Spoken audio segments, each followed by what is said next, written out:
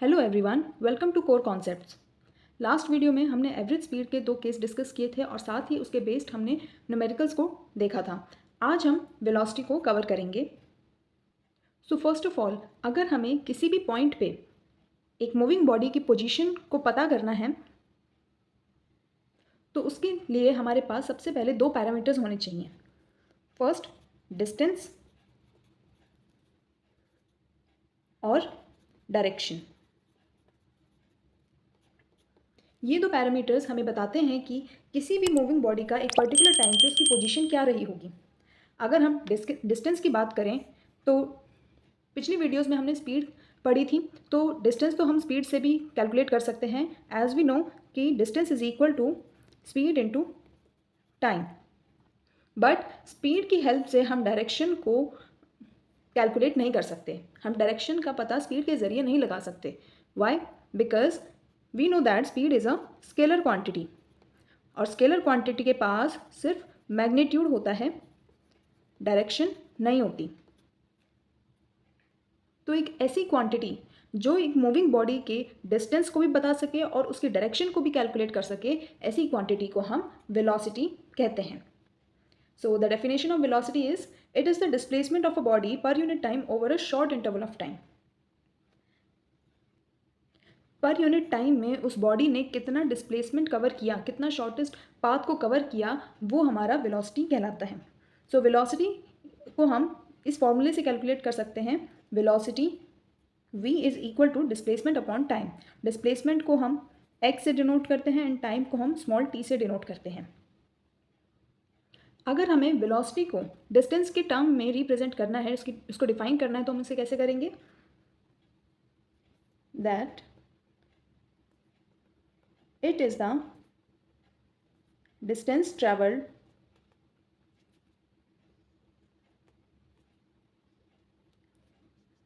by the body per unit time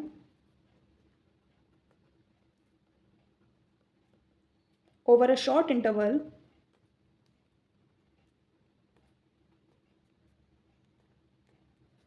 along a straight line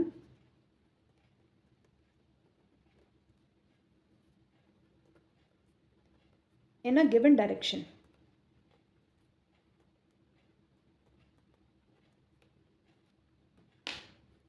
तो अगर हमें velocity को डिस्प्लेसमेंट के टर्म्स में डिफाइन करना है तो हम इस तरीके से करेंगे, और इसे हमें डिस्टेंस के टर्म्स में डिफाइन करना है तो हम लिखेंगे कि एक डिस्टेंस ट्रैवल है जो कि एक बॉडी के द्वारा किया जाता है शॉर्ट इंटरवल ऑफ टाइम में, स्ट्रेट लाइन में और एक गिवन डायरेक्शन में।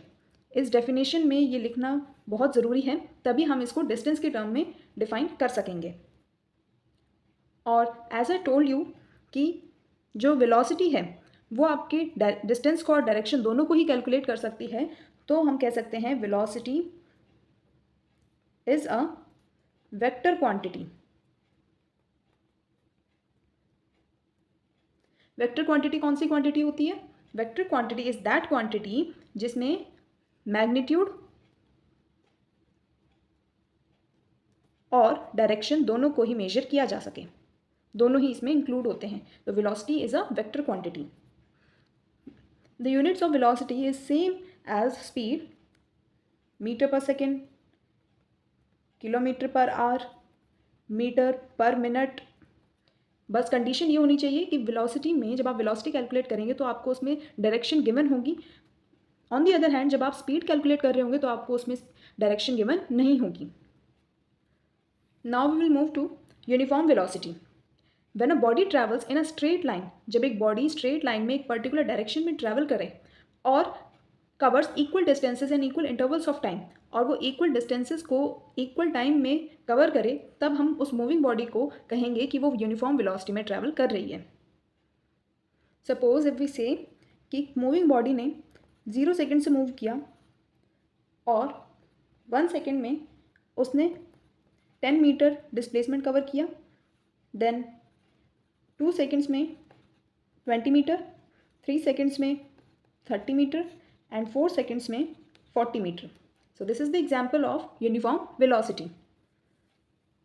Now we will talk about non-uniform velocity.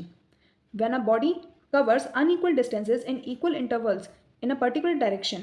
मतलब जब एक बॉडी अनइक्वल डिस्टेंसेस कवर करे इक्वल इंटरवल ऑफ टाइम में एक पर्टिकुलर डायरेक्शन में, या फिर अगर हम कहें कि एक बॉडी इक्वल डिस्टेंसेस कवर करे equal he time interval of time में, लेकिन उसकी जो डायरेक्शन है वो कंटिन्यूसली चेंज हो रही है बार बार, तो हम उसे नॉन यूनिफॉर्म वेलोसिटी कहेंगे।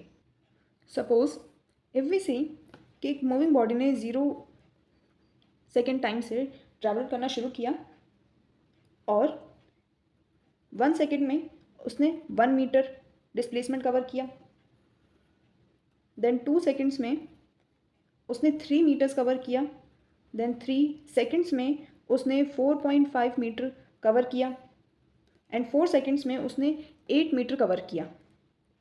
तो this is the example of non uniform velocity. या फिर अगर हम कहें कि मूविंग बॉडी ने किया और 1 सेकेंड में उसने 1 मीटर कवर किया, देन ये जो डायरेक्शन थी ये इसकी ईस्ट की तरफ थी।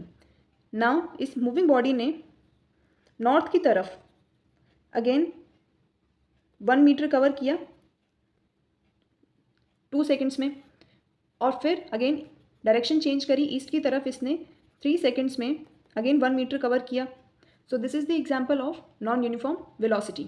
यहाँ पे आप देख रहे हैं कि इसने बॉडी ने इक्वल डिस्टेंस कवर किया इक्वल इंटरवल्स ऑफ टाइम में, लेकिन इसमें इसकी डायरेक्शन चेंज हो रही है, जबकि इसमें इसने बार बार अपनी डिस्टेंस को अनइक्वल रखा है और इसमें जो इसका टाइम है वो इक्वल है। Now average velocity, it is that velocity with which a body would cover the same distance. ये वो वेलोसिटी होती है जिसमें कि जो बॉडी है वो सेम डिस्टेंस एक पर्टिकुलर डायरेक्शन में कवर करती है इन द सेम टाइम में ही as it actually does while moving with variable velocity. हम एवरेज वेलोसिटी कब निकालते हैं? जब आप बार बार अपनी स्पीड कभी स्लो रख रहे हैं या कभी बाद में आपने जो आपका डिस्प्लेसमेंट है वो आपका वेलोसिटी चेंज हो गई, तो उस केस में आप एवरेज वेलोसिटी को कैलकुलेट करते हैं। इसका फॉर्मूला होता है distance travel along a given direction upon time taken. या फिर आप इसको इस तरीके से भी लिख सकते हैं कि average velocity is equal to initial velocity plus final velocity divide by 2। Initial velocity को u से रिप्रेजेंट किया जाता है और फाइनल वेलोसिटी को हम स्मॉल v से रिप्रेजेंट करते हैं। So this is the formula of average velocity. Now the last topic is instantaneous velocity.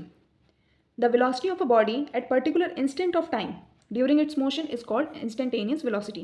कि एक बॉडी की वेलोसिटी किसी एक पर्टिकुलर एक इंस्टेंट ऑफ टाइम, एक छोटे से टाइम के लिए जब हम कैलकुलेट करते हैं तो उसे हम इंस्टेंटेनियस वेलोसिटी कहते हैं। So this is all about our today's video. Video अच्छा लगे तो इसे लाइक करें, शेयर करें, सब्सक्राइब करें और बेल आइकन को प्रेस करें। Thank you.